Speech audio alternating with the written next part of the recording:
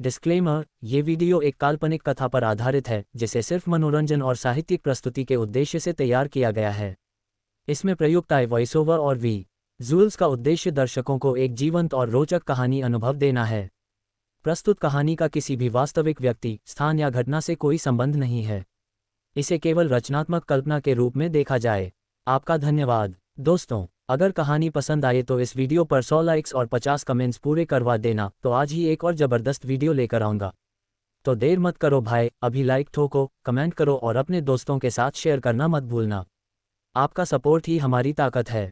जब आरव और दीपक सोलंकी आमने सामने आए, शुक्र है कि दपित के सदस्य बाकी छात्रों को लड़ाई से दूर रखने में अच्छा काम कर रहे थे। आरव को पीछे हटकर स्थ छोटी ईति का फिर से मूल्यांकन करना पड़ा। वह लात कोई मजाक नहीं थी। अगर वह अपने पुराने शरीर में होता तो शायद वह इसे सह लेता, लेकिन उस एक प्रहार से ही उसका सिर चकराने लगा था। मेरा कंधा अभी भी पूरी तरह ठीक नहीं है, और अगर मैंने उस लात को रोका भी होता तो दर्द होता, आरव ने सोचा। मैं अपने पुराने शरीर में नहीं हूँ, मैं इसे ताकत से नहीं जीत सकता। क्या सोचा था कि यह वही होगा? दीपक ने तंज कसते हुए कहा। मैंने तुम जैसे कई लोगों से मुलाकात की है, जन्मजात लड़ने में माहिर। वे सोचते हैं कि वे खास हैं जब तक कि उनकी मुलाकात मुझसे नहीं होती। अब दीपक ही आगे बढ़ रहा था और एक बार फिर उसने सिर पर लात मारी। आरव न जल्दी से झुककर और हटकर खुद को रेंज से बाहर रखा, मुश्किल से उस प्रहार से बचा। फिर बिना किसी चेतावनी के दीपक ने अपने पैरों को क्रॉस किया, घूमा और अपनी टांग के किनारे से आरव के पेट में जोरदार लात मारी। अगर मुझे उस आरव बच्चे का मूल्यांकन करना हो तो मैं कहूँगा कि वह रैंक का लड़ाकू है, लेकिन उसमें और जतिन जैसे किसी में फ़र्क है। उसके हाव भाव में कोई हिचक नहीं है, वह जीत का रास्ता देख सकता है। इस लड़ाई में मैंने सोचा था कि वह अपनी सीमा तक धकेला जाएगा और डी रैंक में विकसित होगा, लेकिन ये लड़ाई शायद उसके लिए बहुत ज़्यादा है। आरव उठा, उसने खुद को मजबूर किया, जैसा कि उसने पहले कई बार किया था। अपने पैरों पर खड़े होते हुए वह दीपक की तेज लातों से बचता रहा। ये बच्चा सही है, मैंने कभी ठीक से लड़ना नहीं सीखा। मैंने हर चीज़ में थोड़ा थोड़ा हाथ आजमाया, कभी एक शैली पर ध्यान नहीं दिया। मैं सिर्फ प्रतिभाशाली था और यही मुझे शीर्ष पर ले गया। अब तक मैं सिर्फ अनुभव पर भरोसा कर पाया हूँ और अब मुझे उसी पर निर्भर रहना होगा। इस विचार के साथ आरव ने अपने हाथ पर लपेटी एक पट्टी को खोलना शुरू किया। उसने दीपक को बारीकी से देखा था, और क्योंकि चीज़ें उसके लिए इतनी अच्छी चल रही थीं, दीपक के हाव भाव और चटकीले होने लगे थे। जैसे ही आरव ने दूरी कम की, दीपक फिर से घूमा और हवा में उछलकर एक और लात मारने के लिए तैयार हुआ, लेकिन इस बार लात का जवाब आरव ने अपनी जैकेट उतारकर और उसे सीधे दीपक के चेहरे पर फेंक कर दिया। जैकेट ने उसे ढक लिया और दीपक ने महसूस किया कि उसकी लात ने सिर्फ हवा को मारा। इसके तुरंत बाद उसे अपने शरीर पर एक भारी धक्का महसूस हुआ, उसकी टांगों पर हमला हुआ था। ये सारी चटकीली चालें तुम्हें संतुलन खोने में आसान बनाती हैं, आरव ने चिल्लाते हुए दीपक को जमीन पर गिरा दिया। दीपक हक्का बक्का था, अचानक हुए हमले से स्तब्ध, और ये देखकर हैरान कि इतने सारे प्रहार खाने के बाद भी आरव में इतनी लड़ाई बाकी थी। किसी को मार डालने का डर, यह विचार आमतौर पर किसी के दिमाग में आता है, लेकिन इस आरव के लिए नहीं। आरव ने और जोर से खींचा क्योंकि दीपक छटपटाने लगा। उसका शरीर कमजोर पड़ गया और आखिरकार आरव ने छोड़ दिया। आरव जमीन से उठा और आगे दौड़ा, दीपक के सिर के पीछे जोरदार लात मारते हुए। उसे इस बात की परवाह न बड़ी ये थी कि दीपक को चोट लगे या नहीं। ये वह शख्स था जो बच्चों की मौत में खुशी लेता था, जिसे कोई दुख नहीं था। इसके बाद आरव ने दीपक के पास कदम बढ़ाया और उसके टखने पर अपना पैर जोर से मारा। फिर से और फिर उसने अपना पैर उठाया और उसी जगह पर फिर से मारा, ये सुनिश्चित करते हुए कि दीपक जल्दी ही अपनी चटकीली लातें नहीं मार पाएगा। वह पास गया और दीपक को उसकी शर्ट से पकड़कर उसका ऊपरी हिस्सा उठाया और उसकी आंखों में आंखें डालकर देखा। तुम जैसे लोग ... आखिरकार उन्हें वह मिलता है जो उनके लिए आता है, किसी न किसी तरह, आरव ने कहा। मैं भी कोई अलग नहीं था, मैं बस वही हूँ जो तुम्हें ये दे रहा है, लेकिन मुझे पता है कि यह तुम्हारे साथ खत्म नहीं होता। बता, आरव ने दीपक को हिलाते हुए चिल्लाया। बता मुझे, किसने तुम्हें ये सब करने का आदेश दिया? इसके पीछे कौन है? ये साफ था कि दीपक और उसके गुंडों की टोली के लिए लड़ाई खत्म हो चुकी थी, लेकिन ये सिर्फ बदला लेने की बात नहीं थी जो आरव चाहता था। इसके पीछे एक असली कारण था, सच्चाई जानने का। दीपक, तुम हार चुके हो, अब जवाब दो, आरव ने कहा, दीपक की शर्ट को और ऊंचा खींचते हुए, उसे जमीन से थोड़ा और उठाते हुए। दीपक अपने टखने की हालत से बता सकता था कि वह अब और लड़ नहीं सकता। उसे यकीन भी नहीं था कि वह यहाँ से खुद चलकर निकल पाएगा। फिर भी उसके चेहरे पर अभी भी मुस्कान थी, इतना कुछ होने के बाद भी। हाँ, और अगर मैं तुम्हें बता दूं तो क्या फ़ायदा? दीपक ने कांपती सांस के साथ कहा। आरव ने फिर दीपक को जमीन पर गिरा दिया और अपनी मुट्ठी उठाई। उसने उस पल अपनी पूरी उंगली को कसकर पकड़ा। उसकी आंखें ठंडी नज़र से टिकी थीं। तुम सही हो, आरव ने कहा और फिर जोर से खींचा, एक ही झटके में उसे तोड़कर चटका दिया। ये तुम्हारे लिए आसान है। तुम्हें बस एक नाम देना है और तुम्हें और दुख नहीं असहना पड़ेगा। क्या तुम सोचते हो कि जिसने भी तुम्हें ये सब करने के लिए रखा, वह तुम्हारे लिए इतना सब कुछ करेगा? तुम्हारी वफादारी का कोई इनाम नहीं मिलता। आरव एक और उंगली की ओर बढ़ रहा था, तभी उसने दीपक को चिल्लाते सुना। रुको, दीपक ने कहा, किसी तरह अपनी बांह को रोकने के लिए बाहर निकालते हुए। ये वफादारी नहीं है, मुझे उस आदमी की परवाह नहीं है। लेकिन क्या तुम सोचते हो कि यह जानने से कोई फर्क पड़ेगा? अगर मैंने तुम्हें बताया तो तुम असहाय महसूस करोगे, जैसे कि तुम कुछ नहीं कर सकते। तुम्हें नहीं पता कि इस शख्स के पीछे कितना बड़ा समर्थन है। वर्तमान में आरव को कोई अंदाजा नहीं था कि दीपक पहले ही अपने क्लाइंट के खिलाफ जाने का फैसला कर चुका था। दीपक अब जो कर रहा था वह आरव पर कुछ हावी होने की कोशिश थी, उसे डराने की, उसे भय महसूस कराने की। आखिरकार एक कारण था कि दीपक को लगता था कि वह बिना किसी परिणाम के ऐसा व्यवहार कर सकता है। लेकिन इस स्थिति में आरव ने पहले ही वह कर लिया था जो उसे लगता था कि जवाब पाने के लिए जरूरी था। उसने दीपक को फिर से उसकी शर्ट से उठाया और करीब झुका। उसकी आवाज़ धीमी थी क्योंकि वह उसके कान में फुसफुसाया। दीपक की आंखें तुरंत चमक उठीं। अगर आरव को ये सब पहले से पता था तो उसने ये सब क्यों किया? वह पहले स्थान पर कैसे जानता था? शर्मा परिवार से आरव का क्या रिश्ता था कि चीजें इतनी दूर तक गईं? तुम्हारी प्रतिक्रिया मुझे सब कुछ बता देती है। दीपक, तुम्हें कोई अंदाजा नहीं है कि यहाँ क्या चल रहा है। तुम सोचते हो कि तुम एक नेता हो, लेकिन इस पूरे समय तुम सिर्फ एक मोहरे की तरह इस्तेमाल हो रहे थे, आरव ने कहा। दीपक ने मुंह बनाया, उसे यह स्पष्ट रूप से पसंद नहीं आया। आरव बता सकता था कि वह किस तरह का इंसान था। अनुयायी नहीं, बल्कि वह जो अपना साम्राज्य बनाना चाहता था। यही वह तरीका था जिससे वह उस स्थिति तक पहुंचा था जहां वह अब था। तुम भाग्यशाली हो कि मुझे वह आदमी पसंद नहीं है, वरना अगर तुम मेरी सारी उंगलियां तोड़ देते तब भी मैं कुछ नहीं कहता। उस आदमी का नाम है चेतन शर्मा। तुरंत आरव ने दीपक को छोड़ दिया, उसे जमीन पर गिराते हुए। उसके दिमाग में छवियां कौंधने लगीं। सभी शर्माओं में से एक ऐसा था जिसने उसे सबसे ज्यादा गुस्सा दिलाया था, और वह था चेतन शर्मा। सच उतना चौंकाने वाला नहीं था जितना आरव ने सोचा था। उसे शक था कि यह कोई परिवार का सदस्य होगा। उसे ये भी पता था कि दीपक को चेतन के कार्यों का असली कारण समझ नहीं आएगा। लेकिन तभी एक और विचार अचानक उसके दिमाग में आया। रवि शेट्टी अभी भी क्षेत्र में सभी पर बारीकी से नजर रखे हुए था। सभी छात्रों में से जय व्यास घुटनों पर था। तकनीकी रूप से वह अभी भी लड़ सकता था, लेकिन ये साफ था कि उसमें अब कोई इच्छा नहीं बची थी। लेकिन जो बात रवि का ध्यान खींच रही थी वह थी विक्रम का पूरा शरीर। जब उसने संजीवानी झील का जिक्र सुना तो तन गया। यह आरव को समझ में नहीं आ रहा था। उसने सोचा था कि अगर उसे स्कूल में बदमाशी के पीछे का व्यक्ति मिल गया तो वह उस शख्स तक पहुंच जाएगा जिसने उसे डुबाने की कोशिश की थी। पैसे की अनदेखी, उसके करीबी लोगों को निशाना बनाना, ये सब। शायद इस परिवार में एक से ज्यादा लोग मुझे निशाना बना रहे हैं। अगर ऐसा है तो दीपक शायद सच बोल रहा है और इससे स्थिति और भी ज्यादा परेशान करने वाली हो गई। मुझे माफ कर आरव, मेरा मतलब ऐसा नहीं था, अनन्या जोशी ने जल्दी से जवाब दिया।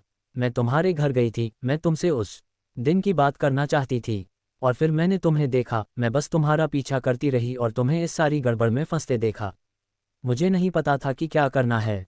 मैं घबरा गई। संध्या मोरे अभी भी अनन्या का फोन पकड़े हुए कुछ स्क्रॉल कर रही थी। अचानक वह रुक गई, उसका चेहरा सख्त हो गया। उसने फोन घुमाया और दूसरों को स्क्रीन दिखाए। इसका मतलब था कि पुलिस किसी भी सेकंड में आ सकती थी, और जैसी स्थिति थी, अराजकता, चोटें, नुकसान, किसी के लिए भी इससे साफ निकलना बेहद मुश्किल होने वाला था। दीपक की आंखें विकृत संतुष्टि से चमक रही थीं। जब वे आएंगे, क्या तुम सचमुच सोचते हो कि हम मुसीबत में पड़ेंगे? नहीं आरव, तुम पहले भी इससे गुजर चुके हो। ये वही कहानी होगी जैसी समीर के साथ थी। हम इससे साफ निकल जाएंगे। और तुम वयस्क जो नन्हे मासूम नाबालिगों पर हाथ उठा रहे थे, तुम ही सलाखों के पीछे होगे। वह हंसा, दांत खून से सने हुए, आंखें पागलपन से चौड़ी। अंत में मैं जीतता हूँ। और तभी सायरनों की तेज चीखती आवाज हवा में गूंज उठी। वे करीब थे। जैसे ही समूह ने सायरनों की आवाज सुनी, उनके चेहरों पर घबराहट की लहर दौड़ गई। सुरेश ने अपने दोनों हाथ उठाए, अपने सिर के किनारों को पकड़ लिया। मुझे पता था कि जिस पल उसने मुझसे हाई स्कूलरों से लड़ने को कहा, मैं फंसने वाला हूँ, सुरेश ने कहा, लगभग घुटनों पर गिरते हुए। क्यों क्यों मुझे उस शापित पैसे ने लालच में डाल दिया। लाल होती हुई संध्या ने फिर से अपना हाथ उठाया, अनन्या पर प्रहार करने को तैयार। रुको, आरव ने चिल्लाया। ठीक है, वह इसमें शामिल नहीं है। वह बस एक दर्शक है जिसने वही किया जो कोई और करता। उसे इसके लिए चोट नहीं पहुंचानी चाहिए। संध्या रुक गई, जोर से सांस लेते हुए फिर रवि की ओर मंजूरी के लिए देखा। उसने एक हल्का सिर हिलाया, उसका चेहरा शांत, तनाव को कम करने की कोशिश में। आखिरकार आरव उनका क्लाइंट था और उसकी बात मानना सबसे अच्छा था। फिर भी रवि को यह पसंद नहीं था कि चीजें कैसी दिखने लगी थीं, बिल्कुल भी नहीं। वे आमतौर पर अन्य गैंग सदस्यों, अन्य संगठित समूहों के साथ लड़ाई में शामिल होते थे। इस वजह से कोई भी पक्ष पुलिस को शामिल नहीं करना चाहता था, और अगर वे कोई उच्च स्तरीय काम कर रहे होते तो आमतौर पर उनके साथ कोई ऐसा होता जो ऐसी स्थिति को होने से रोक सकता था। ये वाला थोड़ा पेचीदा हो सकता है, हमारे लिए बिना कुछ लिए निकलना अच्छा नहीं लग रहा, रवि ने सोचा, उसका चेहरा पढ़ने में मुश्किल। मुझे सकारात्मक सोचना चाहिए, है ना?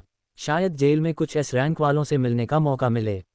जब बाकी समूह वहां भय से भरा खड़ा था, अचानक हंसी की आवाज तनाव को तोड़ती हुई आई। यह अभी भी दीपक से आ रही थी।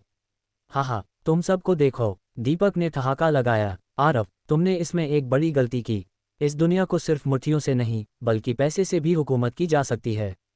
बस देखो देखो कैसे तुम सबको ले जाया जाएगा और मैं इससे पूरी तरह ठीक निकल जाऊंगा। अपने क्लाइंट से मिले भुगतानों और समय के साथ जमा किए गए पैसे के बीच दीपक को भरोसा था। इससे भी ज़्यादा उसने इस काम के जरिए कनेक्शन बनाए थे। उसे पता था कि वह इससे निकल सकता है। इसके अलावा ये सुनिश्चित करो कि आज जिन्होंने हमारी मदद की उन्हें कुछ ना हो, यहाँ तक कि एक थप्पड़ भी नहीं। और उस लिस्ट में जय को भी शामिल करो। ये सब करो चाहे कितना भी खर्च हो, समझे? यह एक अजीब दृश्य था। द पिट के सदस्यों के चेहरों पर घबराहट, जमीन पर दर्द से कराहते छात्र, और वहाँ बीच में एक वयस्क एक छात्र के सामने झुक रहा था। ये देखने वाले किसी भी व्यक्ति को भ्रमित करता था। बिना देरी के विक्रम मुड़ा और फोन पर बात करने लगा। उसने धीरे से बोला, इतना धीरे कि आरव एक शब्द भी नहीं सुन सका। उसने एक से ज्यादा कॉल किए और कोई भी कॉल लंबी नहीं चली। पूरी स्थिति ये किसी तरह परिचित सी लग रही थी। तभी आरव ने इसे नोटिस किया। उसने अपना फोन निकाला और नोटिफिकेशन देखा। -500,000, फिर से वही राशि जो पिछले बार थी। विक्रम ने कुछ भी समझाया नहीं, उसे जरूरत भी नहीं थी। उसके चेहरे पर बस एक छोटी शांत मुस्कान थी। सायरनों की आवाज अब तेज थी, ठीक बाहर, और कुछ पल बाद पुलिस अधिकारियों की 2 पूरी टुकड़ियां छड़ियां लिए हुए अंदर दौड़ पड़ीं।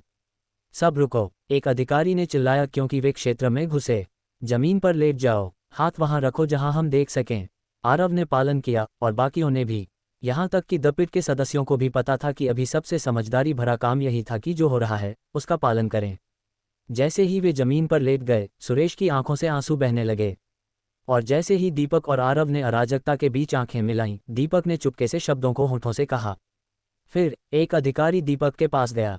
उसने उसे एक पल के लिए ऊपर नीचे देखा, फिर नीचे झुका, उसे जमीन से उठाया और कंधे का सहारा देकर खड़ा होने में मदद की। मैंने तुमसे कहा था आरव, हाँ, इसे देखो, बस इसे देखो, दीपक ने अभी भी मुस्कराते हुए कहा, जब तक कि उसे अचानक अपनी आहों के पीछे कुछ कसता हुआ महसूस नहीं हुआ। हमें कई शिकायतें मिली हैं कि तुम इस पूरे ऑपरेशन के सरगना हो, तो अभी तुम गिरफ्तार हो, अधिकारी ने सपाट स्वर में कहा। क्या? दीपक का चेहरा पूरी तरह से ढह गया। सारी घमंड, सारा दम एक पल में गायब। तुम क्या कह रहे हो अधिकारी? क्या तुम्हारे कान काम करना बंद कर चुके हैं? तुम बड़ी मुसीबत में हो बच्चे।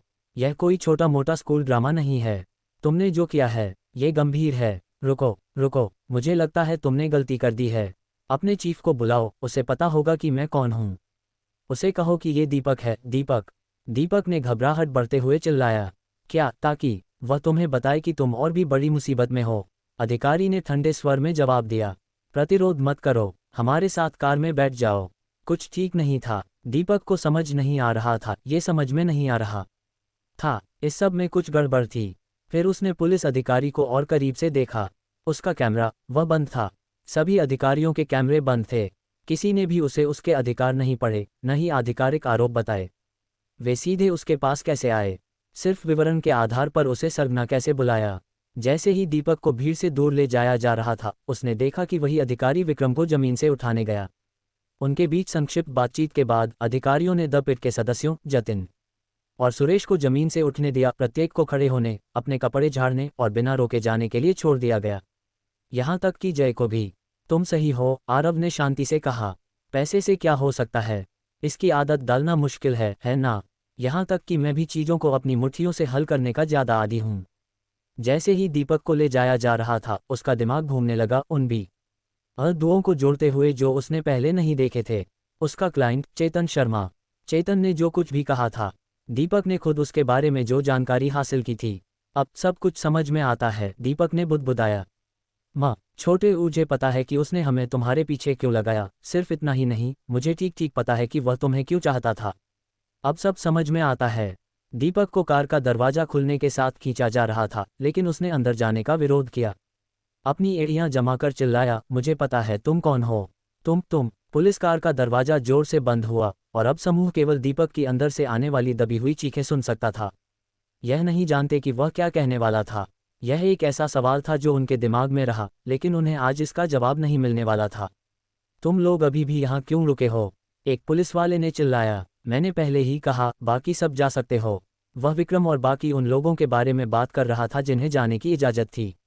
और बिना समय बर्बाद किए, इससे पहले कि पुलिस अपना मन बदल ले, उन्होंने जल्दी से मौके का फ़ायदा उठाया।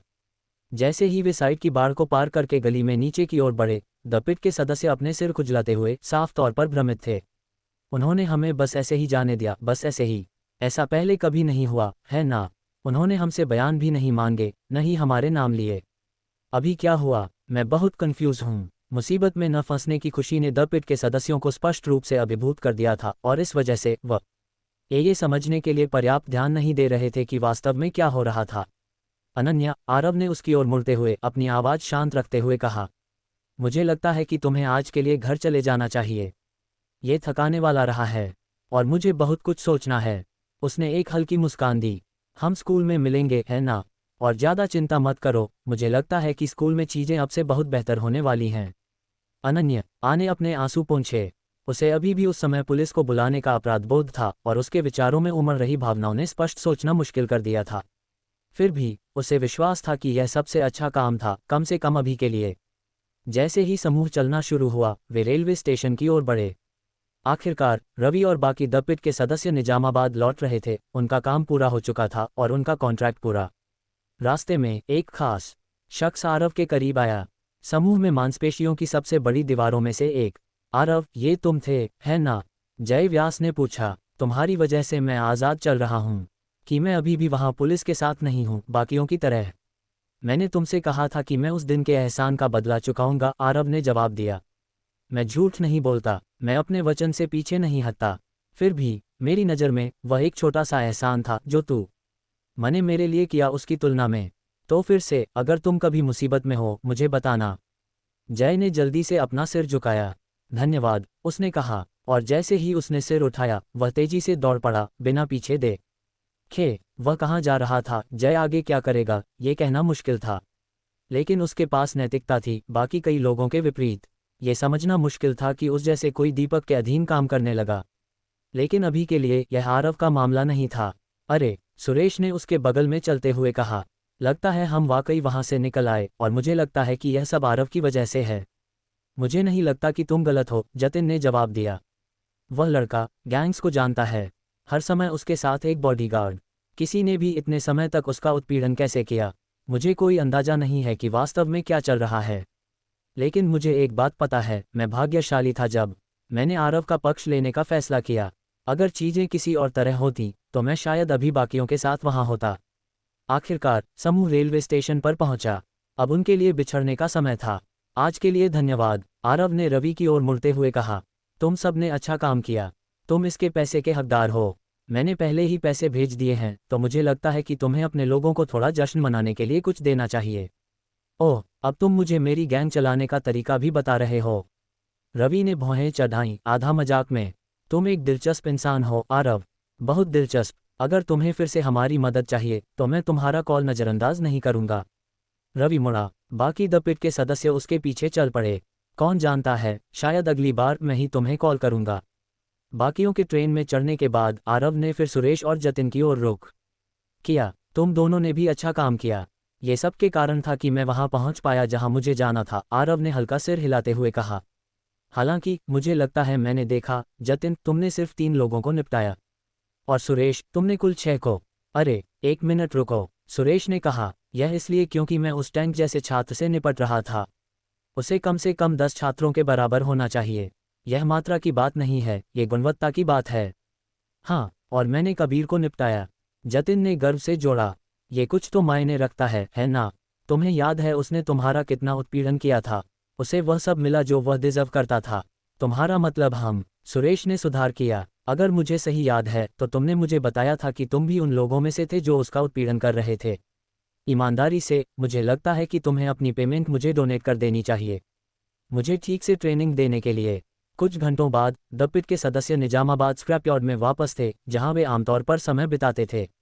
उन्होंने ढेर सारा टेकआउट खाना और ड्रिंक्स ऑर्डर किए थे, जैसा कि आरव ने सुझाया था।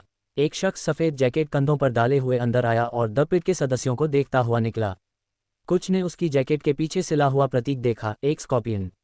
लक्ष्य, काफ़ी समय बाद मिले है ना?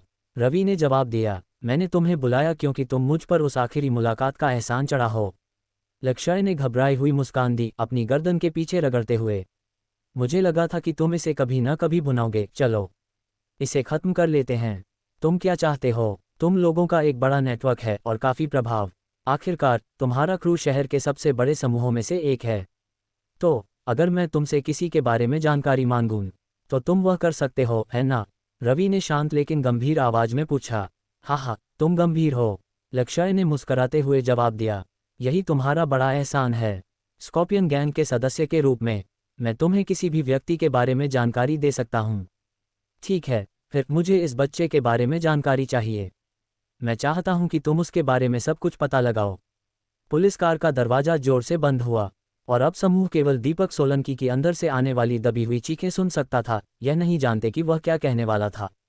यह एक ऐसा सवाल था जो उनके दिमाग में रहा, लेकिन उन्हें इसका जवाब नहीं मिलने वाला था। तुम लोग अभी भी यहाँ क्यों रुके हो? एक पुलिस वाले ने चिल्लाया। मैंने पहले ही कहा, बाकी सब जा सकते हो। रास्ते में एक खास शख्स आरव शर्मा के करीब आया, समूह में मांसपेशियों की सबसे बड़ी दीवारों में से एक। आरव, ये तुम थे, है ना? जय व्यास ने पूछा। तुम्हारी वजह से मैं आज़ाद चल रहा हूँ। कि मैं अभी भी वहाँ पुलिस के साथ नहीं हूँ, बाकियों की तरह। मैंने तुमसे कहा था कि मैं उस दिन के एहसान का बदला चुकाऊंगा। आरव ने जवाब दिया, मैं झूठ नहीं बोलता, मैं अपने वचन से पीछे नहीं हटता। फिर भी, मेरी नज़र में, वह एक छोटा सा एहसान था जो तुमने मेरे लिए किया उसकी तुलना में। तो फिर से, अगर तुम कभी मुसीबत में हो, मुझे बताना। मुझे नहीं लगता कि तुम गलत हो, जतिन भट्ट ने जवाब दिया। वह लड़का गैंग्स को जानता है, हर समय उसके साथ एक बॉडीगार्ड। किसी ने भी इतने समय तक उसका उत्पीड़न कैसे किया? मुझे कोई अंदाजा नहीं है कि वास्तव में क्या चल रहा है। लेकिन मुझे एक बात पता है, मैं भाग्यशाली था जब मैंने आरव का पक्ष लेने का फैसला किया। अगर चीज़ें किसी और तरह होती, तो मैं शायद अभी बाकियों के साथ वहाँ होता। आज के लिए धन्यवाद, आरव ने रवि शेट्टी की ओर मुड़ते हुए कहा। तुम सब ने अच्छा काम किया। तुम इसके पैसे के हकदार हो।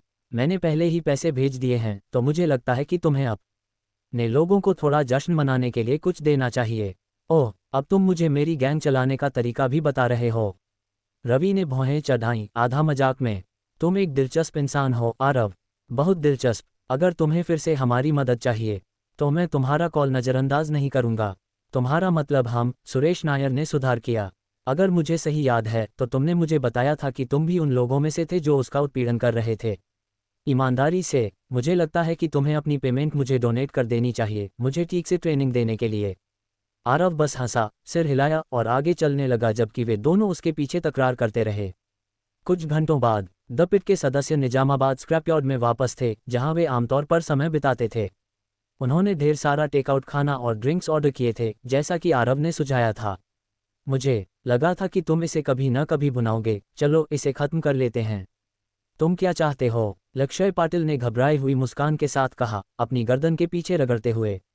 तुम लोगों का एक बड़ा नेटवर्क है और काफ़ी प्रभाव। आखिरकार, तुम्हारा क्रू शहर के सबसे बड़े समूहों में से एक है।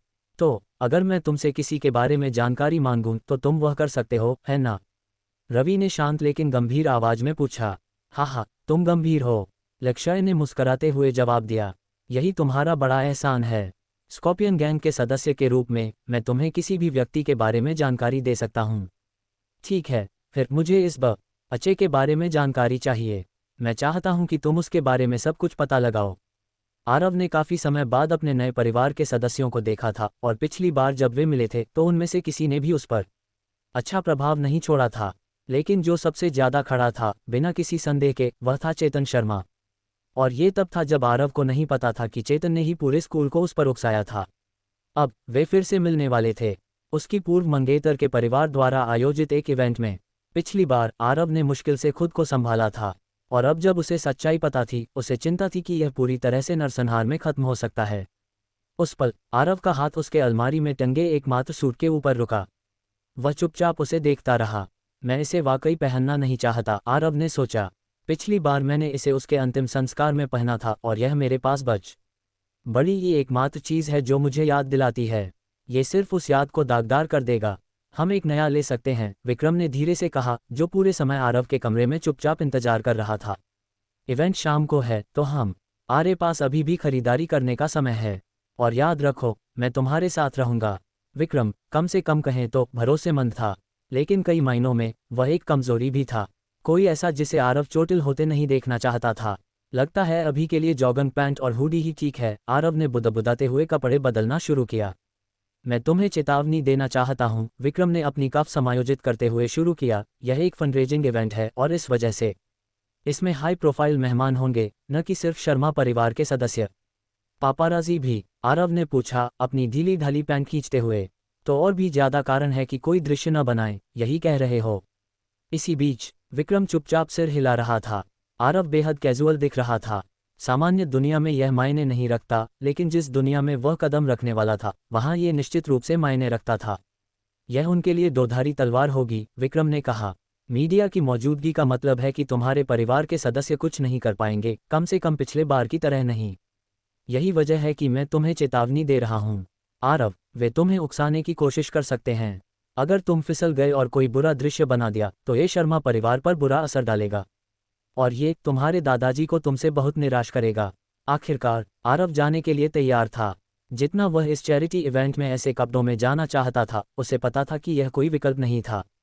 यहाँ तक कि अंडरवर्ल्ड में भी लोगों में इतनी समझ थी कि वे उसका सम्मान करें जो प्रस्तुत होने का प्रयास करता है। वे ये चैरिटी इवेंट क्यों कर रहे हैं? आरव ने पूछा। क्या तुमने मुझे नहीं बताया था कि मेहरा परिवार मुश्किल से टिका हुआ है? यही ठीक ठीक वजह है, विक्रम ने समझाया। ये चैरिटी इवेंट्स में आमतौर पर नीलामी के लिए सामान होते हैं। अमीर लोग स्पॉन्सर्स द्वारा दान की गई बेस प्राइस वस्तुओं पर ज़्यादा बोली लगाते हैं और अतिरिक्त पैसा चैरिटी के लिए फंडरेजिंग में इस्तेमाल होता है। यह अमीरों के लिए कुछ अच्छा करने का दिखावा करने, सकारात्मक प्रेस पाने, अच्छी सार्वजनिक छवि बनाने का अच्छा तरीका है। हाँ, इसमें वह तत्व तो है बेशक, लेकिन मेहरा परिवार के लिए यह एक दुर्लभ अवसर भी है। वे कई अमीर व्यक्तियों के सामने खुद को प्रस्तुत कर सकते हैं, ऐसे लोग जो उनकी स्थिति से निकलने का रास्ता हो सकते हैं। कुछ के लिए छोटा सा इशारा दूसरों के लिए जीवन रेखा हो सकता है। यहाँ तक कि तुम भी इसे समझते हो। आरव के दिमाग में कुछ यादें उभरीं। आखिरी बार जब उसने शालिनी मेहरा को देखा था, वह चेतन शर्मा के साथ नज़दीकी बढ़ाने की कोशिश कर रही थी, उम्मीद में कि दोनों परिवारों के बीच व्यापारिक संबंध मजबूत हों। लेकिन आरव को यह भी याद था कि उसकी वजह से ही उसे अपनी यादों में सबसे बड़ा छेद पता चला था। ये कहना मुश्किल था कि वह बुरी इंसान थी। ओह, और मेरे पास एक सुझाव है, विक्रम ने चलते हुए जो अड़ा। जब तुम सूट की खरीदारी कर रहे हो, मुझे लगता है कि तुम्हें एक उपहार देना समझदारी होगी। ये प्रथागत है और काफ़ी सम्मानजनक इस तरह के इवेंट्स में मेजबान को कुछ देना। एक उपहार, मुझे लगता है वह मेरी मदद करने के लिए इसके लायक है। आरव ने अपने आप से बुदबुदाया। यह एक अच्छा विचार है। वैसे भी मुझे इसे आजमाना है, देखना है कि क्या मैं वाकई इस पैसे का इस्तेमाल कर सकता हूँ और क्या ये किसी का ध्यान खींचता है। आखिरकार मैं इस पैसे का अच्छा इस्तेमाल कर सकता हूँ। कौन जानता है, शायद मैं नीलामी में अपने लिए भी कुछ अच्छा चुन लूँ। जैसे ही आरव सड़क पर निकला, उसके हाथ नीचे लटक गए क्योंकि वह सीधे सामने देख रहा था। यह क्या है? आरव ने पलक झपकते हुए पूछा। मैंने तुम्हें पहले ही बताया, हम एक फंडरेजिंग इवेंट में जा रहे हैं। शर्मा परिवार का सदस्य किसी साधारण चीज में आता हुआ नहीं दिख सकता, विक्रम ने लापरवाही से कहा, आगे बढ़ते हुए और उनके सामने खड़ी चमकदार लाल बेरेरी सुपरकार का दरवाजा खोलते हुए। आरव ने ज्यादा कुछ नहीं कहा। वह बस चला और पैसेंजर सीट पर चढ़ गया, जहां उसने विक्रम को धूप का चश्मा पहनते हुए देखा, साफ तौर पर खुश। ऐसा बहुत कम होता है कि मुझे इस तरह की कार चलाने का मौका मिले, विक्रम ने जवाब दिया। हम जो कारें इस्तेमाल करते हैं वे ज्यादातर आराम के लिए बनी होती हैं। लेकिन तुम्हें पता है, अगर तुम अपने पैसे का इस्तेमाल शुरू कर दो तो मुझे ऐसी एक दो चीज़ें उपहार में लेने में कोई आपत्ति नहीं होगी। विक्रम ने पैडल दबाया, इंजन गरज उठा और कार सड़क पर तेजी से आगे बढ़ी। मुझे उम्मीद है कि मुझे इसमें कोई नहीं देखता, आरव ने सोचा, यह मेरा भेद खोल देगा। लेकिन मुझे लगता है कि मुझे थोड़ा पैसे का मजा लेना चाहिए। फंडरेजिंग इवेंट एक ग्रामीण मंगलूर में बसे एक भव्य हवेली में आयोजित था। मेहरा परिवार ने दिन के लिए ये संपत्ति किराए पर ली थी। एक पेशेवर टीम पहले से ही सजावट और विशाल मुख्य बॉलरूम में प्रदर्शित होने वाली वस्तुओं को व्यवस्थित करने में कड़ी मेहनत कर रही थी। इस बीच शालिनी मेहरा का मेकअप पेशेवरों की एक टीम द्वारा किया जा रहा था। उनकी मां सरिता मेहरा पास में खड़ी थी, उनकी हर हरकत पर नजर रखते हुए। यही है, तुम्हें आज शानदार दिखना है, सरिता ने जोर दिया। वह गहरे बैंगनी रंग के गाउन में थी। उनका शरीर सिर से पैर तक गहनों से चमक रहा था। उनके गले में मोतियों की माला लटक रही थी, एक चमकते रत्न के साथ शानदार ढंग से सजी थी, जबकि भारी कंगन उनकी बाहों पर थे, उन्हें वजन दे रहे थे।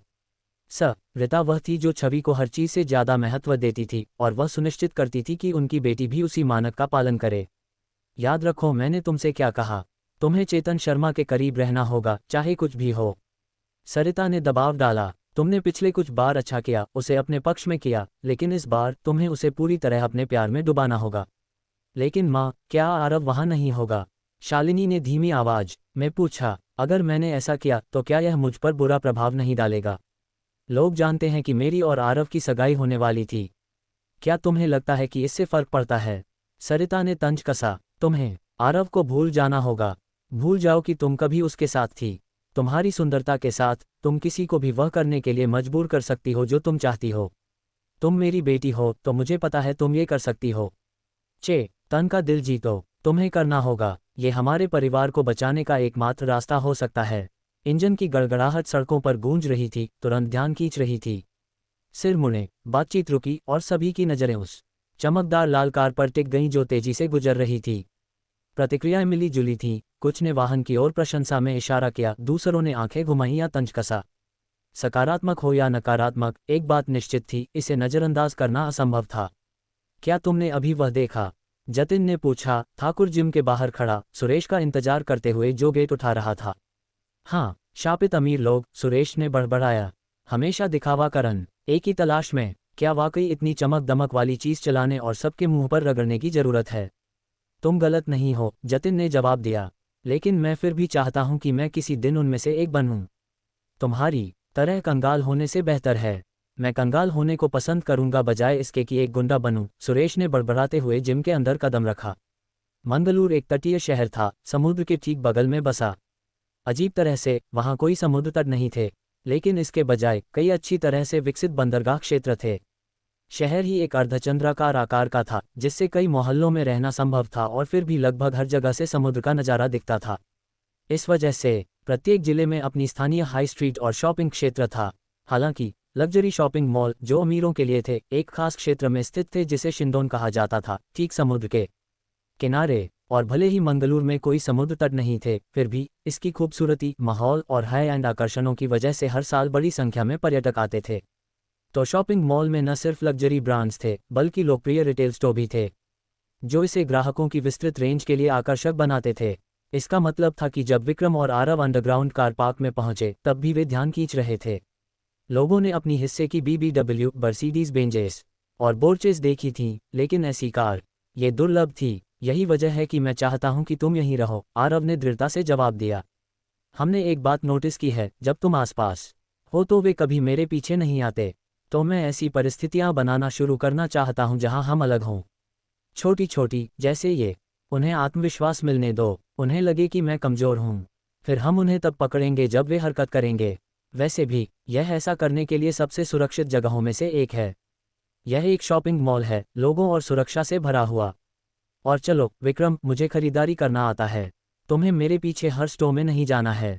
हालांकि विक्रम अभी भी पूरी तरह आश्वस्त नहीं था। उसने फैसला किया कि आरव को थोड़ी सप्ताहांत की आज़ादी देना सबसे अच्छा है। आखिरकार वह अभी भी एक छात्र था। अगर तुम दोपहर 1 बजे तक वापस नहीं आए तो लंच के बाद मैं तुम्हें ढूंढने आऊँगा। इससे तुम्हें कुछ घंटे मिल जाएंगे कुछ ढूंढने के लिए, विक्रम ने समय देखते हुए कहा। दोनों की सहमति के साथ आरव अकेले निकल गया। हालांकि अभी सुबह जल्दी थी। शॉपिंग मॉल पहले से ही लोगों से गुलजार था। बिना समय बर्बाद किए आरव पहली सूट की दुकान में गया जो उसे दिखी और तुरंत एक सादा काला सूट चुन लिया। उसने रैक से एक लिया और शर्ट्स देखने लगा। तभी एक खास शर्ट ने उसका ध्यान खींचा, एक चटक लाल रंग की। महंगा सूट खरीदने का कोई मतलब नहीं है, वे हमेशा फट जाते हैं या खून से सन जाते हैं, आरव ने सोचा। लेकिन अब मुझे शालिनी के लिए एक उपहार ढूंढना है। मैं हमेशा इन चीज़ों में बुरा रहा हूँ। मुझे ये भी नहीं पता कि महिलाएं क्या पसंद करती हैं, मेरे पास पहले कभी बसने का समय नहीं था। चारों ओर देखते हुए आरव खुद को ऊपरी मंजिलों में से एक पर पाया। इस खास मंजिल पर अनगिनत ज्वेलरी की दुकानें थीं। प्रत्येक में विभिन्न प्रकार की वस्तुएं बिक रही थीं। हर दुकान के प्रवेश द्वार के दोनों ओर सूट पहने लोग खड़े थे और अंदर वर्दीधारी कर्मचारी थे, ग्राहकों से बात करने और उनकी सेवा करने में व्यस्त। अगर मैं कुछ महंगा ले लूं तो कम से कम अगर उन्हें पसंद नहीं आया तो वे इसे बेच सकते हैं, आरव ने तर्क किया। वह मेरी मंगेतर तो है नहीं, वह तो पूर्व है। वह एक दुकान के अंदर कदम रखा। जैसे ही वह दरवाजे से गुजरा, एक सुरक्षा गार्ड ने उसे लंबे समय तक देखा, उसे सिर से पांव तक स्कैन किया। जॉगर्स और हुडी में आरव उतना ही खड़ा था जितनी सड़क पर लाल कार थी, बस उतने स्वागत योग्य तरीके से नहीं। कांच के काउंटरों के पीछे कुछ कर्मचारियों ने नोटिस लिया। खास तौर पर दो महिला कर्मचारी, काव्या अय्यर और लवण्या शाह, ने एक दूसरे की ओर देखा। वे बस देखते हैं और चले जाते हैं, काव्या ने आह भरते हुए जवाब दिया। और वह तो हाई स्कूलर जैसा दिखता है। चारों ओर देखते हुए कई चीजें थीं जिन्होंने आरव का ध्यान खींचा, अंगूठियां, ब्रोच, हार। हालांकि एक समस्या थी, कोई कीमत टैग नहीं थे। सूट्स के विपरीत वह बस कुछ उठाकर काउंटर पर नहीं ले जा सकता था। एक महिला कर्मचारी, लवण्या, ने उसकी ओर संक्षेप में देखा, फिर अचानक मुड़ी और दूसरे ग्राहक की ओर दौड़ पड़ी। नमस्ते, उसने फिर से कोशिश की, लेकिन इस बार पास में खड़ी एक और कर्मचारी मुड़ी और सीधे पीछे के कमरे में चली गई। महोदय, कृपया इस प्रतिष्ठान में चिल्लाएं नहीं, आप हमारे अन्य ग्राहकों के अनुभव को बाधित कर रहे हैं, लवण्या ने कहा। अगर तुम से किसी ने भी मुझे पहले ध्यान दिया होता तो कुछ भी बाधित नहीं होता। क्या मैं भी ग्राहक नहीं हूँ? आरव ने तीखे स्वर में जवाब दिया। लवण्या ने उसे फिर से ऊपर से नीचे तक देखा, उसकी हुडी और जॉगर्स में। उसे गंभीरता से लेना मुश्किल था। महोदय, क्या मैं पूछ सकती हूँ, क्या आप वाकई खरीदने का इरादा रखते हैं? वस्तुएं कांच के पीछे से देखी जा सकती हैं और हम उन्हें तभी निकालते हैं जब ग्राहक खरीदने का इरादा रखता हो, लवण्या ने समझाया। तभी आरव ने अपनी बगल में देखा और एक बुजुर्ग महिला को एक वस्तु देखने के लिए कहते हुए नोटिस किया। बिना हिचकिचाहट के कर्मचारी ने उसे निकाला और उसे दे दिया, कोई सवाल नहीं पूछा। आरव ने कांच पर अपनी उंगली से ठकाठकाया और दूसरी कर्मचारियों की ओर इशारा किया। अनिच्छा से आह भरते हुए लवण्या ने आखिरकार रूबी कंगन निकाला और उसके सामने रखा। लेकिन अब तक निराशा ने उस पल को पूरी तरह खराब कर दिया था। आरव ने बस उसे वापस कर दिया। आरव ने दुकान में घूमना जारी रखा, कुछ अन्य डिस्प्ले को देखा, लेकिन उसका मूड साफ तौर पर खराब हो चुका था। फिर भी मॉल में और भी कई ज्वेलरी स्टोर थे। अगर उसे यहाँ कुछ नहीं मिला तो वह हमेशा आगे बढ़ सकता था। तभी लवण्या अचानक लौटी, इस बार वह असहज रूप से करीब आ गई। इतना करीब कि आरव के गले के पीछे के बाल खड़े हो गए। महोदय, क्या आपको कुछ पसंद आया? लवण्या ने मधुरता से पूछा। उसका लहजा पूरी तरह बदल गया, उसकी मुस्कान अजीब तरह से बनावटी। यह क्या है? वह पूरी तरह अलग व्यवहार कर रही है। क्या उसके मैनेजर ने कुछ कहा? आरव ने सोचा, भूल जाओ, इस जगह ने मेरा मूड खराब कर दिया है, मैं यहाँ से जा रहा हूँ। आरव ने बड़बड़ाते हुए बाहर की ओर बढ़ते हुए कहा। महोदय, हमें एक त्वरित जांच करनी होगी, एक गार्ड ने कहा, करीब आते हुए। जैसे ही दुकान के अंदर अलार्म बजा, हर ग्राहक ने अपना सिर आरव की ओर घुमाया। मॉल के बाहर के लोग भी रुक गए, उनकी नज़रें उस आवाज़ से खींची गईं। कुछ लोग कांच की खिड़कियों पर दब गए, जबकि अन्य अपनी गति धीमी कर गवाकने लगे। सिर हिल रहे थे और अनजान लोगों के बीच फुसफुसाहट तेजी से फैल गई, जैसे डिनर टेबल पर गपशप। यहाँ तक कि दुकान के अंदर से भी निर्णय तुरंत आ गया। हमेशा वही लोग जिन पर शक होता है, एक बुजुर्ग महिला ने धीरे से बुदबुदाया। उन्हें दरवाजे पर ही रोक देना चाहिए था। तुम मुझकी तलाशी लेना चाहते हो? आरव ने दो सुरक्षा गार्ड्स की ओर घूरते हुए पूछा। मुझे यकीन है कि तुम्हारा मशीन खराब है। बिना जवाब का इंतजार किए आरव मुड़ा और फिर से बाहर निकल गया। बीप बीप बीप, अलार्म फिर से बजा। गार्ड्स तुरंत हिले, उसके सामने आकर पूरी तरह से बाहर का रास्ता रोक दिया। ठीक है, फिर मेरी तलाशी लो, आरव ने जबड़ा कसते हुए कहा। वह पहले से ही चिढ़ा हुआ था, अब पूरी दुकान इसे और खराब कर रही थी। वह अंदर वापस गया, स्थिर खड़ा रहा क्योंकि एक गार्ड ने उसकी तलाशी शुरू की। उन्होंने जल्दी से उसे टटोला, लेकिन कुछ नहीं मिला। फिर उससे जेबें खाली करने का आदेश आया। आरव ने पालन किया, वॉलेट, फ़ोन, चाबियाँ। पास के काउंटर पर रख दी। फिर भी कुछ संदिग्ध नहीं था। तलाशी और गहन हो गई। दूसरा गार्ड आया, उसके कपड़ों की सिलाई और हुडी की लाइनिंग की जांच करने लगा। और तभी जैसे ही आरव ने थोड़ा हिलाया, एक गार्ड ने उसकी हुडी के हुड में हाथ डाला और कुछ निकाला। हाँ, मुझे लगता है ये जादू से वहां पहुंच गया, गार्ड ने व्यंग्यात्मक मुस्कान के साथ सिर हिलाते हुए जवाब दिया। क्या तू एक सेकंड के लिए आरोप लगाना बंद कर सकते हो? आरव ने तीखे स्वर में जवाब दिया। तुम्हारा सारा ज्वेलरी कांच के कैबिनेट्स के पीछे बंद है। मैं चाहकर भी कुछ नहीं ले सकता था। चाबियां सिर्फ तुम्हारे कर्मचारियों के पास हैं। तुम बहुत चौकस लगते हो किसी ऐसे व्यक्ति के लिए जिसने कुछ नहीं चुराया, गार्ड ने करीब आते हुए कहा। चलो, तुम पीछे हमारे साथ आ रहे हो जबकि हम पुलिस को बुलाते हैं। उनके भारी भरकम शरीरों के साथ करीब आते हुए आरव ने खुद को लगभग पीछे के कमरे की ओर हांके जाते हुए पाया। क्या तुम लोगों के पास कैमरे वगैरह नहीं हैं? मेरे चोरी करने का सबूत कहाँ है? आरव ने आह भरते हुए पूछा, फिर भी साथ चलने का फैसला किया। उस पल आरव के दिमाग में एक याद कौंधी, पहले लवण्या का उसके पीछे असहज रूप से करीब आना। उस समय यह अजीब लगा था, लेकिन अब, हाँ, उस तरह के लोग सब भौंकते हैं, कोई काटता नहीं। लवण्या ने इसे नज़रअंदाज करते हुए जवाब दिया। उसे वैसे भी निपट लिया जाएगा। चलो, मुझे लगता है ये हमारा लंच ब्रेक का समय है। वास्तव में उस गड़बड़ के बाद मुझे लगता है हम इसे थोड़ा जल्दी लेने के हकदार हैं। काव्या ने सिर हिलाया और दोनों ने जल्दी से अपनी चीजें पकड़ी, दुकान के बाहर की ओर बढ़ते हुए। चिंता मत करो लवण्या, काव्या ने जोड़ा। अगर उस लड़के ने कुछ करने की कोशिश की होती तो तरुण इसे संभाल लेता। वह सब छोटे रक्षा टीम का हिस्सा है तो कुछ वजह से ही है। इस बीच आरव को दुकान के पीछे ले जाया गया था, जो एक मैनेजर का ऑफिस जैसा दिखता था। सबसे पहली चीज जो उसने नोटिस की वह थी डेस्क के ऊपर टिमटिमाती सुरक्षा मॉनिटर्स की दीवार। यहाँ बैठो, एक आदमी ने कहा। उसका नेम बैज सामने तरुण जोशी लिखा था। आरव बिना बहस के बैठ गया। फिर उसके ठीक सामने तरुण ने अपना फोन निकाला और डायल करना शुरू किया। रुको, तुम क्या कर रहे हो? आरव ने तरुण के हाथ में फोन देखते हुए पूछा। तुम्हें क्या लगता है मैं कर रहा हूँ? मैं पुलिस को कॉल करके रिपोर्ट करने जा रहा हूँ, तरुण ने ठंडे स्वर में जवाब दिया। यह कोई बच्चों की कैंडी स्टोर ही है। तुमने जो किया वह एक गंभीर अपराध है, तो मैं उन्हें स्थिति संभालने दूंगा। तुम गंभीर नहीं हो सकते, आरव ने अविश्वास से भरे चेहरे के साथ जवाब दिया। ये सब हास्यास्पद है। मैं उस शापित अंगूठी के लिए पैसे दे दूंगा। मेरे पास इसे चुराने का कोई कारण नहीं था। तरुण के दाएं खड़ा आदमी हंसा। ओह वाकई, तुम्हें लगता है तुम अब इसके लिए पैसे दे सकते हो? अगर तुम इसे खरीद सकते थे तो तुमने इसे चुराने की कोशिश ही क्यों की? तुम पहले ऐसे बच्चे नहीं हो जिसने ये चाल आजमाई है, तुम्हें पता है। तरुण धीरे से मुड़ा, उसकी आंखें संकुचित हुईं क्योंकि उसने मॉनिटर्स की दीवार की ओर देखा। वे वर्तमान में दुकान से फुटेज स्ट्रीम कर रहे थे। उसने अपने हाथ में अंगूठी को देखा, फिर स्क्रीन की ओर वापस मुड़ा और उस कैबिनेट पर ध्यान केंद्रित किया जहां से यह आई थी। तरुण ने डायल करना जारी रखा, फोन को अपने कान पर उठाया। तुम क्या कर रहे हो? आरव ने आगे बढ़ते हुए कहा। कैमरे को देखो। तरुण ने पलक भी नहीं झपकी। वह बस वहां खड़ा रहा, कॉल के जुड़ने का इंतजार करता रहा। मैंने कहा कैमरे को देखो। लाइन पर रिंगिंग साफ तौर पर दूसरी तरफ से उठी, और यह आरव के लिए आखिरी बूंद थी। वह अपनी सीट से उछला, तरुण को उसकी टाई से पकड़ा, उसे आगे खींचा और सीधे उसके चेहरे पर एक जोरदार मुक्का जड़ा। इससे पहले कि दूसरा गार्ड प्रतिक्रिया दे पाता, आरव ने घूमा और उसे जोर से लात मारी, ठीक टांगों के बीच। वह आदमी सांस लेते हुए गिर गया और आरव ने उसके जबड़े पर एक क्रूर अपरकट के साथ इसका पीछा किया। दोनों आदमियों के स्तब्ध होने के साथ आरव ने फिर से तरुण को पकड़ा, इस बार उसके सिर के पीछे से। मैंने तुमसे कहा था कि उस शापित कैमरे को देखो, आरव ने चिल्लाया। उसने तरुण का सिर सीधे डिस्प्ले स्क्रीन में दे मारा। टकराव पर मॉनिटर टूट गया। कांच और प्लास्टिक चकनाचूर हो गए। एक पल के लिए चिंगारियां चमकीं।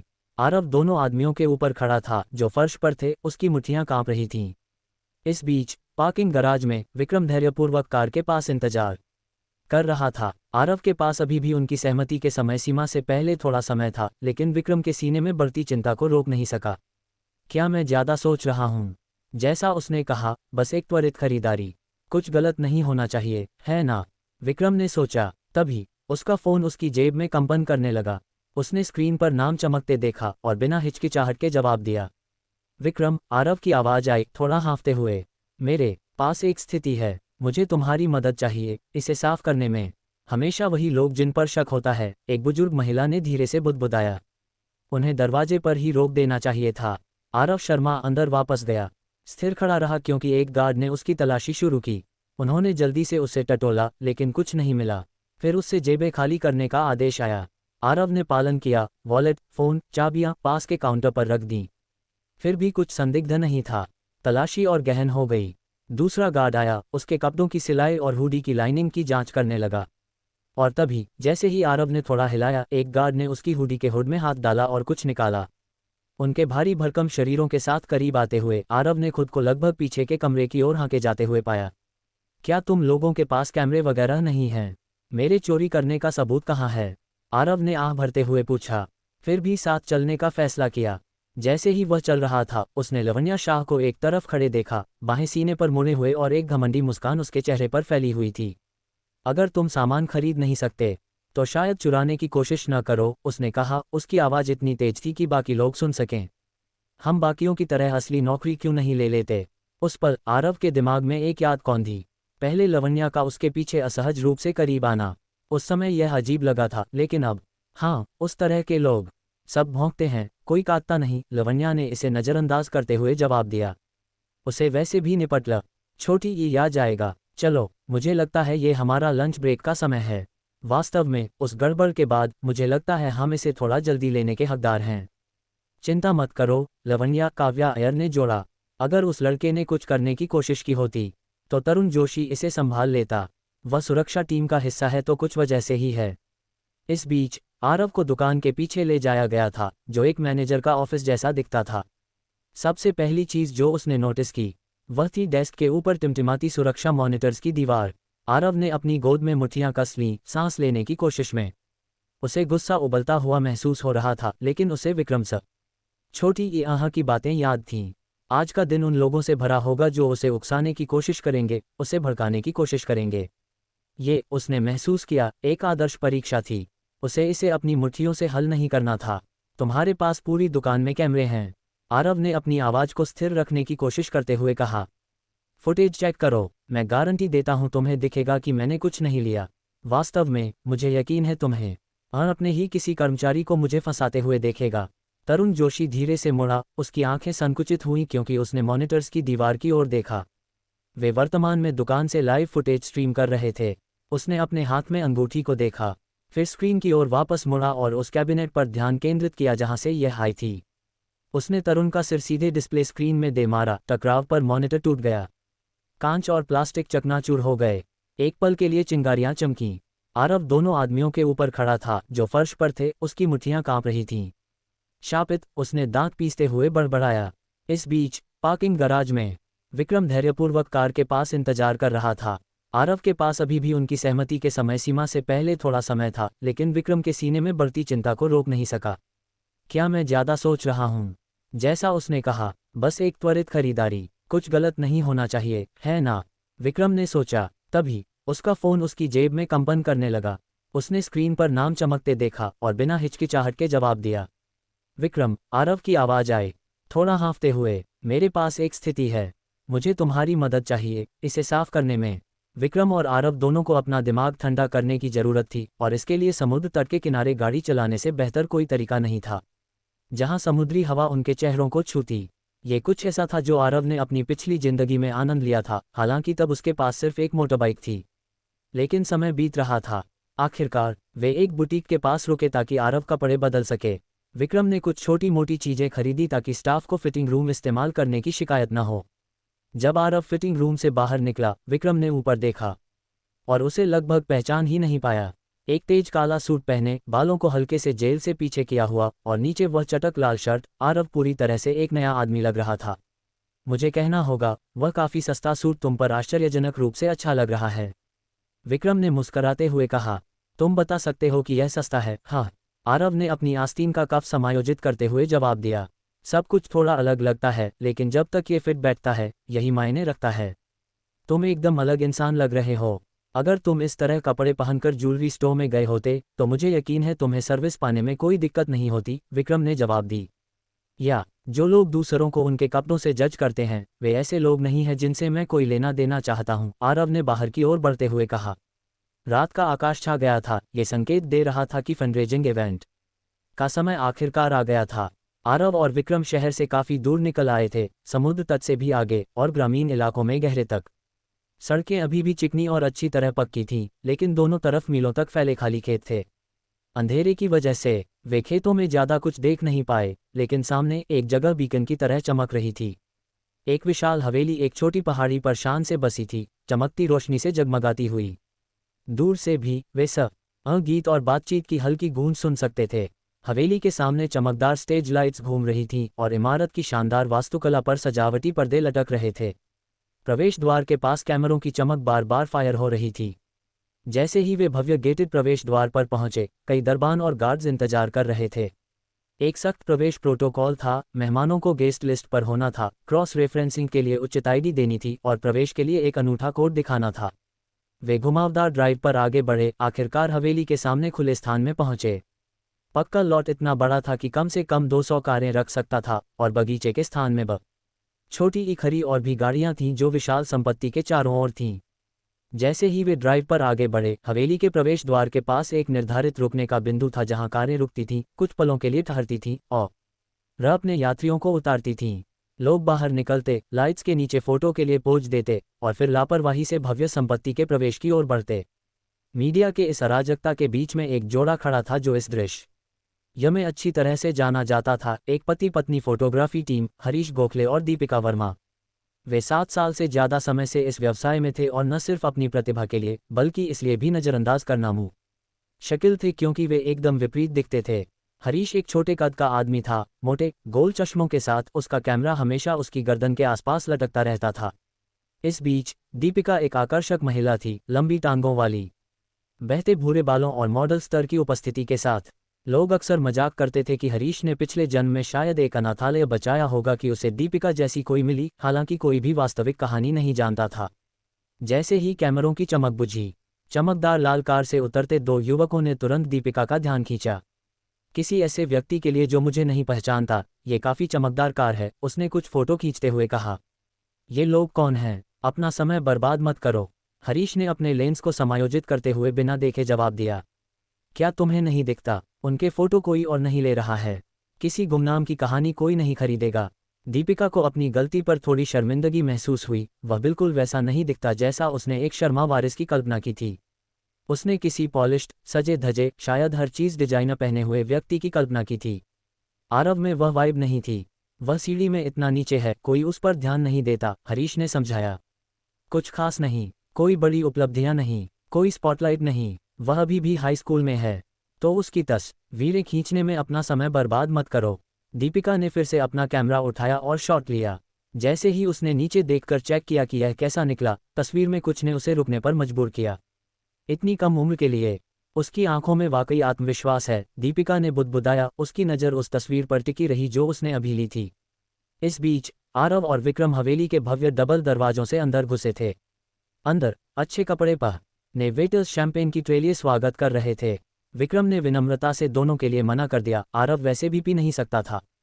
प्रवेश हॉल में साइनेज का पालन करते हुए वे आखिरकार मुख्य बॉलरूम के प्रवेश द्वार तक पहुंचे। अंदर कदम रखने से ठीक पहले 2 महिलाएं दाएं खड़ी थीं, साफ तौर पर मेहमानों का स्वागत करने के लिए तैनात। यह शालिनी मेहरा है। स्कूल यूनिफॉर्म में नहीं होने पर वह वाकई अलग दिखती है, आरव ने सोचा। फिर उसकी नज़र उसके बगल की महिला पर गई। और यह शालिनी की माँ होगी। आरव, हमें आखिरी बार मिले काफ़ी समय हो गया है, सरिता मेहरा ने कहा, उसकी आवाज़ मधुर लेकिन थोड़ी सतर्क। मुझे उम्मीद है कि हमारे बीच चीज़ें अजीब नहीं होंगी। मुझे खेद है, विक्रम ने आखिरकार चुप्पी तोड़ी। हमारे टाइट शेड्यूल की वजह से हम कोई उपहार नहीं ला सके। हमें उम्मीद है कि अगली बार हमें आपके निमंत्रण के बदले में कुछ शानदार देने का मौका मिलेगा। तो फिर यहाँ आने की जहमत क्यों उठाए? सरिता ने स्पष्ट नाराजगी के साथ बड़बड़ाया। भले ही यह सिर्फ औपचारिकता के लिए हो। तुम मूर्ख हो आरव, एक साधारण उपहार लाने में भी सक्षम नहीं, सरिता ने तीखे और ठंडे शब्दों के साथ कहा। मैं तुम्हें ये बताऊंगी, अगर तुमने कभी एक अच्छा काम किया तो वह था वह सगाई तोड़ना। तुम में कोई शिष्टाचार नहीं, कोई तौर तरीका नहीं, और तुम पूरी तरह से बेकार हो। आरव ने शर्मा परिवार से बैकलैश की तैयारी की थी, लेकिन मेहरा परिवार से इस तरह की फटकार ने उसे पूरी तरह से चौंका दिया था। क्या एक उपहार वाकई इतना महत्वपूर्ण था? फिर भी जैसे ही उसने उसके चेहरे के भाव देखे, कुछ बदल गया। उसकी आंखें तुरंत चमक उठी, उसका पूरा व्यवहार एक स्विच की तरह बदल गया। आहा, मेरा पसंदीदा शर्मा कौन है? उसने मधुर स्वर में गाया, उसकी आवाज़ अब अचानक मधुर। तुम्हें देखना कितना शानदार है चेतन। तो दोस्तों, आज की कहानी यहीं तक थी। अगर आपको यह वीडियो पसंद आया हो तो एक प्यारा सा लाइक ज़रूर करें और इसे अपने दोस्तों के साथ शेयर करना बिल्कुल ना भूलें। ऐसी ही शानदार और दिलचस्प कहानी छोटी ईयों के लिए जुड़े रहिए द नॉवल एक्सप्लेनर चैनल के साथ। और हाँ, हमारे टेलीग्राम ग्रुप का लिंक डिस्क्रिप्शन में दिया गया है, जरूर ज्वाइन करें ताकि आपको हर नई कहानी की अपडेट सबसे पहले मिल सके। आपका प्यार और समर्थन ही हमें आगे बढ़ने की ताकत देता है। धन्यवाद।